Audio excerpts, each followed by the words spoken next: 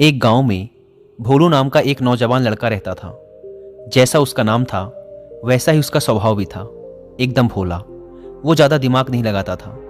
जैसा उसके घर वाले और लोग उसे बोल देते वैसा ही वो कर देता, और जो उसे लगता बिना सोचे समझे लोगों के सामने वही बोल देता। भोलू के घर की आर्थिक स्थिति काफ़ी अच्छी थी। उसके पिता के पास खेती करने के लिए पर्याप्त जमीन थी, जिसमें अच्छी खासी फसल हो जाती थी। भोलू के माता पिता काफ़ी दयालु स्वभाव के व्यक्ति थे, लेकिन लोग उनके इस दयालु स्वभाव का गलत फायदा उठाते थे। गांव के लोग अक्सर अपनी मजबूरी सुनाकर उनसे अनाज और पैसे उधार मांग लेते, लेकिन लौटाते समय आनाकानी करते और तरह तरह के बहाने बनाते। भोलू के माता पिता भी अपने शांत और दयालु स्वभाव की वजह से लोगों पर अपना उधार वापस लेने के लिए दबाव नहीं डालते थे। इस तरीके से दोस्तों, रिश्तेदारों और गांव वालों के बीच उनके बहुत से पैसे उधार के रूप में फंस चुके थे। इसके बावजूद अब भी अगर उनके पास कोई अपनी मजबूरी सुनाकर रोने लग जाता तो वो उसे भी धन या पैसे उधार देकर उसकी मदद कर देते। शायद अपने माता पिता की वजह से ही भोलू का स्वभाव भी इतना भोला था। इसी बीच भोलू के माता पिता बड़े धूमधाम से भोलू की शादी भी कर देते हैं, लेकिन भोलू की पत्नी स्वभाव से थोड़ी तेज और नाज नखरे वाली थी। इसीलिए वो अपनी मनमर्जी के खर्चे करती और अपनी बातों से घर वालों को दबा के रखती। लेकिन भोलू अपनी पत्नी से बहुत प्रेम करता था। वो उसकी हर इच्छा पूरी करता और उससे अपनी सारी बातें साझा करता। इसी तरीके से कुछ साल बीत गए, लेकिन एक दिन अचानक भोलू के पिता की तबीयत खराब हो गई। उन्हें गांव के वैद्य के पास ले जाया गया, लेकिन गांव के वैद्य को उनकी बीमारी का पता नहीं चल पाया। तो फिर उन्हें नगर के बड़े वैद्य के पास ले जाया गया, जहां जाकर उन्हें पता चला कि भोलू के पिता के शरीर में कर्क रोग की शुरुआत हो चुकी है। वैद्य ने भोलू की मां को बताया कि वैसे तो इस रोग का कोई इलाज नहीं है, लेकिन क्योंकि अभी रोग की शुरुआत ही है, इसीलिए अगर सही उपचार किया जाए तो संभावना है कि रोगी को बचाया जा सकता है। लेकिन इस उपचार में समय और धन दोनों की बड़ी मात्रा में जरूरत है। भोलू और भोलू के पिता को वैद्य के पास छोड़कर उसकी मां धन की व्यवस्था करने के लिए गांव वापस आ जाती है, और वह उन सभी लोगों के घर जाती है जिन्हें उन्होंने पैसे उधार दे रखे थे। उनमें से कुछ लोग तो पैसा वापस कर देते हैं, लेकिन ज़्यादातर लोग यहाँ वहाँ के बहाने बनाकर बात को टाल देते हैं। इसीलिए भोलू की माँ गांव के सेठ से ब्याज में पैसे लेकर शहर वापस चली आती है और अपने पति का इलाज शुरू करवाती है। लेकिन इलाज बहुत ही महंगा था और लंबा चल रहा था। इसीलिए साहूकार से और ज़्यादा पैसे उधार लेने की बजाय भोलू और उसकी माँ ने अपने कुछ खेत बेचने का निश्चय किया, और उन्होंने अपने कुछ खेत गांव के सेठ को बेच भी दिए। लेकिन इतना लंबा इलाज करवाने के बावजूद भी भोलू के पिता की तबीयत ठीक होने का नाम नहीं ले रही थी। उनके इलाज के खर्चों की वजह से लगातार भोलू के माँ के गहने और उनके खेत बिकते चले गए। अब तो उनके पास नाम मात्र के ही खेत शेष रह गए थे। लेकिन दूसरी तरफ भोलू के पिता की तबीयत दिनों दिन और भी खराब होती जा रही थी। एक दिन जब भोलू बाजार से कुछ सामान लेकर वैद्य जी के घर पहुंचा तो उसने देखा कि उसकी माँ उसके पिता का सर अपनी गोद में रखकर जोर जोर से रो रही है। भोलू के पिता इस दुनिया को छोड़कर जा चुके थे। उसके पिता की मौत के बाद उसकी माँ भी बहुत उदास और दुखी रहने लगी थी। साथ ही उनके परिवार में गरीबी का पहाड़ टूट पड़ा था, क्योंकि जो थोड़े बहुत खेत बचे भी थे उन्हें भोलू सही तरीके से संभाल नहीं पा रहा था। अब तक घर और खेत की सारी जिम्मेदारी उसके पिता ही संभाला करते थे। इसीलिए भोलू किसी भी काम को ठीक से नहीं कर पा रहा था। भोलू की पत्नी, जिसे मन मर्जी खर्चा करने की आदत थी, अब उसके फिजूल खर्चे भी बंद हो चुके थे। इसीलिए अब वो अपनी सास और भोलू से खुश नहीं थी। घर में रोज छोटी छोटी बातों पर झगड़ा कर लेती, लेकिन भोलू और उसकी माँ चुपचाप उसकी बातें सुन लेते। भोलू अपने साधारण स्वभाव की वजह से अपनी सारी कमजोरियों, पिछली गलतियों और सारी बेवकूफ़ियों के बारे में अपनी पत्नी को बता देता। बाद में पत्नी उसकी इन्हीं बेवकूफ़ियों के बारे में बोल बोल कर उसे ताने मारती, और कई बार तो अपने मायके वालों के सामने उसे जलील भी करती। भोलू को लगता था कि अगर वो अपने दोस्तों और रिश्तेदारों से अपनी मजबूरी और दुख के बारे में बात करेगा तो लोगों से उसे सहानुभूति और मदद मिलेगी। लेकिन लोग उसकी मजबूरी सुनकर उसके सामने तो उसे बेचारा कहते, लेकिन बाद में उसका मजाक उड़ाते कि कैसा बेवकूफ़ इंसान है, इसका बाप भी बेवकूफ़ था और ये भी बेवकूफ़ है, हम इसकी मदद कैसे कर दें, ये लल्लू इंसान हमारे पैसे वापस कैसे करेगा। इसी तरह से लोग उसकी पीठ पीछे उसके बारे में तरह तरह की बातें करते और उसका मजाक बनाते। लोग भोलू और उसकी माँ के सामने अच्छी अच्छी सलाह तो देते, लेकिन कोई भी असलियत में उसकी मदद करने के लिए सामने नहीं आता था। ऐसे ही एक दिन अचानक रात में भोलू की माँ के सीने में दर्द उठा और वो भी भगवान को प्यारी हो गई। इस घटना के बाद से भोलू बहुत ही उदास और परेशान रहने लगा। काम तो वो पहले से ही ठीक से नहीं कर पाता था, लेकिन अपनी माँ के जाने के बाद अब वो घर में ही उदास और दुखी होकर पड़ा रहता था। इस बात पर उसकी पत्नी उसे दिन भर ताने मारती और पड़ोसियों से उसकी बुराई करती। वह कहती, जैसे इसके माँ बाप निकम्मे और डरपोक थे, वैसा ही ये भी है। जब भोलू को पड़ोसियों के मुंह से अपनी पत्नी के द्वारा की गई उसकी बुराई के बारे में पता चलता तो उसे बहुत गुस्सा आता और गुस्से में वह भी अपनी पत्नी की पड़ोसियों से बुराई कर देता। उनकी इस आदत की वजह से पड़ोसी अपने सामने भोलू और उसकी पत्नी का मजाक बनाते और उन दोनों की एक दूसरे से चुगली भी करते, जिस वजह से भोलू और उसकी पत्नी के बीच झगड़े होने शुरू हो गए। एक दिन झगड़े के दौरान उसकी पत्नी घर छोड़कर अपने मायके चली गई और यह धमकी दे गई कि अब वह कभी वापस नहीं आएगी। पत्नी के जाने के बाद भोलू और भी अकेला पड़ गया और वह पूरे दिन दुखी होकर अपने भाग्य को कोसता रहता। कई बार तो उसे विचार आता कि अब आत्महत्या ही कर लेता हूँ, लेकिन फिर वह कुछ सोचकर रुक जाता। कुछ समय पहले तक जो लोग भोलू को अपना दोस्त, रिश्तेदार और पड़ोसी बताकर मीठी मीठी बातें करते और उसके पिता से सहायता मांगते थे, आज वही लोग भोलू का मजाक उड़ाते और उसे पागल कहते। अंदर से दुखी और पूरी तरह से टूट चुका भोलू बस किसी तरह से अपना जीवन काट रहा था। लेकिन एक दिन भोलू के गांव में एक बहुत ही प्रसिद्ध महात्मा आते हैं। जब भोलू को उन महात्मा के बारे में पता चलता है तो वह सीधे उनके पास जाता है और उनके चरणों में गिरकर रोने लगता है। महात्मा भोलू को उठाते हैं और उससे उसके इस असीम दुख का कारण पूछते हैं। तो भोलू अपने परिवार की सारी कहानी महात्मा जी को कह सुनाता है। भोलू की पूरी बात को ध्यान से सुनने के बाद महात्मा उससे कहते हैं, तुम्हारे परिवार की इस हालत का कारण कोई और नहीं बल्कि तुम्हारा और तुम्हारे माता पिता का हद से ज़्यादा सीधा होना और उन पारिवारिक बातों को दूसरों से बता देना है जिन बातों को कभी किसी से साझा नहीं करना चाहिए। तुम्हारे सीधे स्वभाव का इलाज तो लोगों के द्वारा दिए गए धोखों, तानों और तुम्हारी इस हालत ने कर ही दिया है। लेकिन आज मैं तुम्हें उन 7 बातों के बारे में बताऊंगा जिनके बारे में तुम्हें किसी से भी बात नहीं करनी चाहिए। भोलू पूरा ध्यान लगाकर महात्मा जी की बातें सुन रहा था। महात्मा जी ने कहना शुरू किया, पहली बात जो तुम्हें किसी से नहीं बतानी वो है तुम्हारे दुख और मजबूरी। ज़्यादातर लोगों के जीवन में छोटा सा दुख और मजबूरी आई नहीं कि वो इसका ढिंढोरा पीटना शुरू कर देते हैं। लेकिन क्या दूसरों को अपना दुख और मजबूरी बताने से हमें उस दुख से छुटकारा मिल जाता है? नहीं, बिल्कुल नहीं। बल्कि ऐसा करने से हम लोगों की नज़रों में एक कमज़ोर और मजबूर व्यक्ति साबित हो जाते हैं। ज़्यादातर लोग मदद तो करते नहीं, लेकिन हमारे पीठ पीछे हमारी इस मजबूरी का उपहास जरूर उड़ाते हैं। जरा सोचो, दूसरों से अपनी मजबूरी बताने का क्या कारण हो सकता है?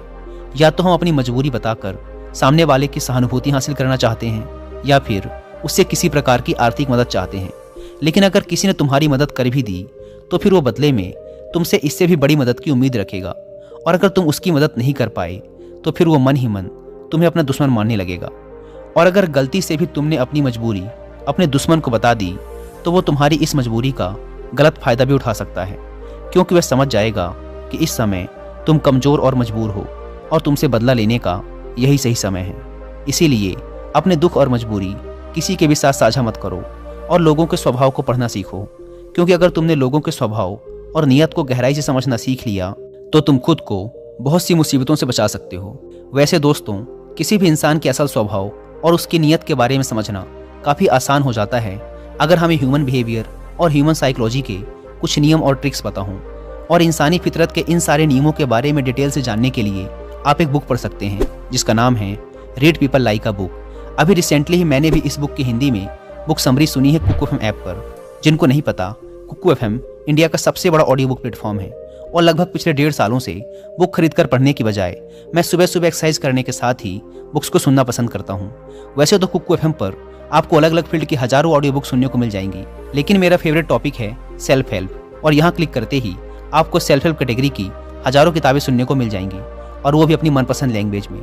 अगर आप भी इस प्लेटफॉर्म का ईयरली सब्सक्रिप्शन लेना चाहते हैं, जो कि वैसे भी एक बुक से भी कम की कीमत पर पड़ता है, तो इसमें भी आपको मिलेगा सीधे 50% का डिस्काउंट अगर आप यूज़ करते हैं कूपन कोड WI50। ऐप को डाउनलोड करने की link description and first comment पर मिल जाएगी। महात्मा ने कहा, दूसरी बात जो तुम्हें लोगों से साझा नहीं करनी वो है अपनी अतीत की गलतियाँ और भविष्य की योजनाएं। अतीत में जो भी गलतियाँ हमसे हो चुकी हैं, फिर चाहे वो हमारी बेवकूफ़ी की वजह से हुई हों या फिर हमने जानबूझकर की हों, उन्हें किसी दूसरे व्यक्ति को नहीं बताना चाहिए, क्योंकि बताने से अतीत की गलतियां तो ठीक नहीं की जा सकती, लेकिन ऐसा करके हम लोगों की नज़रों में उपहास का पात्र जरूर बन जाते हैं।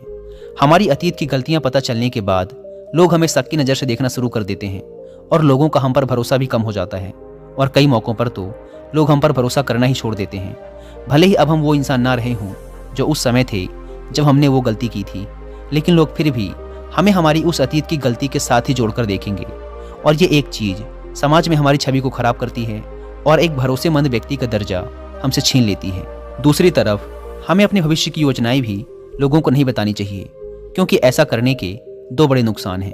पहला, हर व्यक्ति के अंदर कहीं ना कहीं खुद को दूसरों से श्रेष्ठ साबित करने और अपनी तारीफ सुनने की चाहत होती है, और ये चाहत उनके अंदर बैठे अहम की वजह से होती है। तो लगभग हर व्यक्ति ही अपने अंदर के इस अहम की पूर्ति के लिए बड़े बड़े लक्ष्य बनाता है और फिर उन लक्ष्यों की पूर्ति के लिए योजनाएं। लेकिन जब वही व्यक्ति अपने लक्ष्य और योजनाएं लोगों को बताने लगता है तो उसके बड़े बड़े लक्ष्य और योजनाओं के बारे में सुनकर लोग उसकी तारीफ करने लगते हैं, और अपनी इस झूठी तारीफ को सुनकर व्यक्ति के अहम को ठंडक मिलती है। वो अहम जो उसे ऊर्जा दे रहा था अपने लक्ष्य की पूर्ति के लिए, वो अब ठंडा पड़ने लगता है, जिससे अब व्यक्ति के अंदर अपने लक्ष्य के प्रति वो जज्बा नहीं रह जाता जो काम की शुरुआत में था। और इस बात की संभावना कई गुना बढ़ जाती है कि व्यक्ति अपने उस काम को बीच में ही छोड़ दे और उसका वो लक्ष्य कभी पूरा ही ना हो। इसीलिए हमेशा काम पूरा होने के बाद ही लोगों को उसके बारे में बताना चाहिए, और वैसे भी उन लोगों को अपनी योजनाओं के बारे में बताने का कोई मतलब नहीं जो हमारी उस योजना का हिस्सा ही नहीं है। समय से पहले अपनी योजनाओं के बारे में बताने का दूसरा नुकसान ये भी है कि लोग हमारी उस योजना को पूरा ही नहीं होने देंगे, क्योंकि कोई भी नहीं चाहता कि दूसरा व्यक्ति उससे आगे निकल जाए। इसीलिए जब लोगों को तुम्हारे लक्ष्य और योजनाओं के बारे में पता चलेगा तो वो तुम्हें पीछे खींचने की कोशिश करेंगे, यहाँ तक कि वो लोग भी जो अब तक तुम्हारी मदद कर रहे थे, तुम्हारे मित्र और रिश्तेदार, वो भी तुम्हें पीछे खींचेंगे। और अगर तुम्हारा बुरा चाहने वाले लोगों को तुम्हारी योजनाओं के बारे में पता चल गया तो वो निश्चित रूप से तुम्हारी योजना को असफल बनाने की पूरी कोशिश करेंगे। इसीलिए अपनी अतीत की गलतियां और भविष्य की योजनाओं को हमेशा गुप्त रखना चाहिए। महात्मा ने कहा, तीसरी बात जो तुम्हें किसी से नहीं बतानी वो है अपने घर की बातें। हमारे घर में हमारे माता पिता, बच्चों, सास बहू या पति पत्नी के बीच क्या बातें हो रही हैं वो हमें किसी से नहीं बतानी चाहिए, क्योंकि अक्सर घर में छोटी मोटी बहस या लड़ाई के बाद हम गुस्से में दूसरों से अपने परिवार की बुराई करना तो शुरू कर देते हैं, लेकिन उस समय ये भूल जाते हैं कि जो व्यक्ति हमारी बातें सुन रहा है वो भविष्य में हमारी इन्हीं बातों के लिए हमें नीचा दिखा सकता है या लोगों के सामने हमें अपमानित कर सकता है। और वैसे भी जब हम लोगों के सामने अपने घर की बातें बताना शुरू कर देते हैं तो लोगों को हमारे घरेलू मामलों में घुसने का मौका मिल जाता है, और वो ज़रूरत पड़ने पर हमारे इस घरेलू मनमुटाव का फायदा भी उठा सकता है। इसके अलावा भी जब घर वालों को पता चलता है कि परिवार के किसी सदस्य ने उसकी बुराई की है तो उसे बहुत बुरा लगता है, और इस बात को लेकर घर में और भी लड़ाई झगड़े शुरू हो जाते हैं। सास बहू और पति पत्नी के बीच अधिकतर झगड़े तो सिर्फ इसलिए होते हैं क्योंकि वो दोस्तों, रिश्तेदारों और पड़ोसियों से एक दूसरे की बुराई करते हैं। इसीलिए अगर हम अपने परिवार के सदस्यों की तारीफ नहीं कर सकते तो किसी और से हमें उनकी बुराई भी नहीं करनी चाहिए। महात्मा ने आगे कहा, चौथी बात जो तुम्हें किसी से नहीं बतानी वो है अपनी कमजोरियां और अपनी ताकत। पहली बात तो ज़्यादातर लोगों को अपनी कमजोरी और ताकत के बारे में पता ही नहीं होता, और अगर तुम्हें अपनी कमजोरी और ताकत के बारे में पता है तो तुम सच में एक बहुत ही बुद्धिमान व्यक्ति हो। लेकिन दूसरों के सामने अपनी कमजोरी और ताकत के बारे में ना बताने के दो बड़े कारण हैं। पहला कि अगर तुम्हारे दुश्मनों को तुम्हारी सबसे बड़ी ताकत के बारे में पता चल गया तो अब वो तुम्हारी सबसे बड़ी ताकत नहीं रह जाएगी, क्योंकि तुम्हारे दुश्मन तुम्हारी उस ताकत का कोई ना कोई तोड़ निकाल ही लेंगे। और अगर तुम्हारी सबसे बड़ी कमजोरी भी लोगों के सामने उजागर हो गई तो लोग अपनी बात मनवाने के लिए तुम्हारी उस कमजोरी पर ही प्रहार करेंगे, और तुम्हें मजबूर होकर हमेशा ही दबना पड़ेगा व सामने वाले की बात माननी पड़ेगी। इसीलिए अपनी कमजोरी किसी को भी नहीं बतानी चाहिए, यहाँ तक कि पति को अपनी पत्नी से और पत्नी को अपने पति से भी नहीं, क्योंकि ज़रूरत पड़ने पर अपनी बात मनवाने के लिए ये एक दूसरे की कमजोरियों का फायदा भी उठा सकते हैं। और अगर पति की कमजोरी पत्नी को पता है तो पति को हमेशा ही दबकर रहना पड़ेगा, और इसका उल्टा भी उतना ही सही है। महात्मा ने आगे कहा, पांचवी बात जो तुम्हें दूसरों से नहीं बतानी वो है अपनी आमदनी और अपने धन के बारे में। अब किसी से अपनी आमदनी के बारे में ना बताने का क्या कारण हो सकता है? तो इसके दो बड़े कारण हैं। पहला कि अगर हमारी आमदनी कम है और लोगों को इसके बारे में पता चल गया तो वो ज़रूरत पड़ने पर कभी भी हमारी आर्थिक मदद नहीं करेंगे और हमसे दूर भागेंगे, क्योंकि समाज में एक गरीब व्यक्ति की आर्थिक मदद करने से हर व्यक्ति डरता है। उन्हें इस बात का डर होता है कि इसकी आमदनी तो इतनी कम है, ये पैसे वापस कैसे करेगा। और साथ ही हमारी आमदनी के बारे में जानकर लोग हमारी हैसियत का अनुमान भी लगा लेते हैं और फिर हमें उसी के अनुसार इज्जत भी देते हैं, और अगर आमदनी बहुत कम है तो हमारा उपहास भी उड़ाते हैं। लेकिन दूसरी तरफ अगर आपकी आमदनी ज़्यादा है और लोगों को इसके बारे में पता है, तो वो छोटी सी भी ज़रूरत पड़ने पर आपके पास ही आर्थिक मदद मांगने आएंगे। और अगर किसी कारणवश आपने उनकी मदद नहीं की तो वो सोचेंगे कि ये व्यक्ति हमारी मदद कर सकता था, लेकिन इसने जानबूझकर मदद नहीं की। तो इस तरीके से आपकी ज़्यादा आमदनी आपके दोस्तों और रिश्तेदारों के साथ आपके आपसी मनमुटाव और झगड़े का कारण बनेगी। इसीलिए अगर आमदनी कम है तो लोग मजाक उड़ाएंगे, और अगर ज़्यादा है तो हर व्यक्ति तुमसे मदद मांगता रहेगा। इसीलिए अपने धन के बारे में बात ना करने में ही समझदारी है। और शास्त्रों में तो यहाँ तक कहा गया है कि पति को अपनी कमाई के बारे में कभी भी पूरी तरह से अपनी पत्नी को नहीं बताना चाहिए, क्योंकि अगर पत्नी को पति की कमाई के विषय में पता चल गया तो वो उसकी कमाई को अपने हिसाब से चलाने की कोशिश करेगी, उसके धन पर ज़रूरत से ज़्यादा अपना अधिकार जताएगी और पति के तमाम खर्चों पर रोक लगाने का प्रयास करेगी। महात्मा ने भोलू से आगे कहा, छठी बात जो तुम्हें लोगों से नहीं बतानी वो है अपने अपमान के बारे में।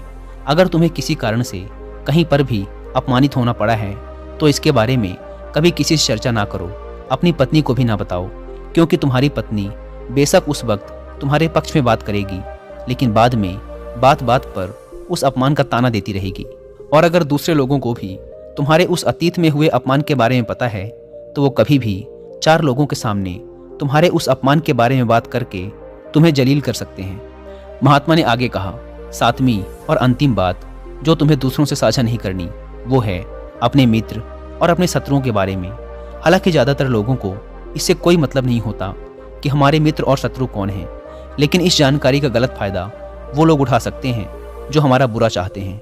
अगर हमारे शत्रुओं को ये पता चल गया कि हमारे मित्र कौन हैं जो ज़रूरत पड़ने पर हमारा साथ दे सकते हैं, तो वो हमारे मित्रों के साथ अपने संबंध गहरे करके उन्हें हमसे दूर या हमारे खिलाफ कर सकते हैं। और अगर हमारे मित्रों को ये पता है कि हमारा सबसे बड़ा शत्रु कौन है, तो अगर आने वाले समय में किसी कारणवश हमारा वो मित्र हमारा शत्रु बन जाता है तो वो हमारे उस पुराने शत्रु के साथ मिलकर हमारा बड़ा नुकसान कर सकता है। इसीलिए अपने मित्र और शत्रुओं के बारे में हर जगह सबके सामने बखान नहीं करना चाहिए। इतना कहने के बाद महात्मा जी मौन होकर भोलू के चेहरे की तरफ देखने लगे। भोलू की आंखों में आंसू थे, पश्चाताप के आंसू। आज पहली बार उसे महसूस हुआ कि वो अपनी पत्नी, दोस्तों और गांव वालों को अपनी हर एक बात बताकर कितनी बड़ी गलती कर रहा है, और उसकी इसी नादानी की वजह से सब उसे बेवकूफ़ समझते हैं और उसकी पत्नी भी उसकी इज्जत नहीं करती और उसे छोड़कर जा चुकी है। लेकिन उस दिन महात्मा जी के सामने ही भोलू ने मन ही मन में यह निश्चय किया कि आज के बाद वो अपने राज किसी को नहीं बताएगा, अपना शोषण नहीं होने देगा और एक जिम्मेदार व गंभीर व्यक्ति बनने का पूरा प्रयास करेगा। दोस्तों, उम्मीद है कि आपको ये वीडियो जरूर पसंद आई होगी। और हाँ, कुकू FM पर read people like a book किताब की हिंदी में ऑडियो बुक समरी सुनना ना भूलें।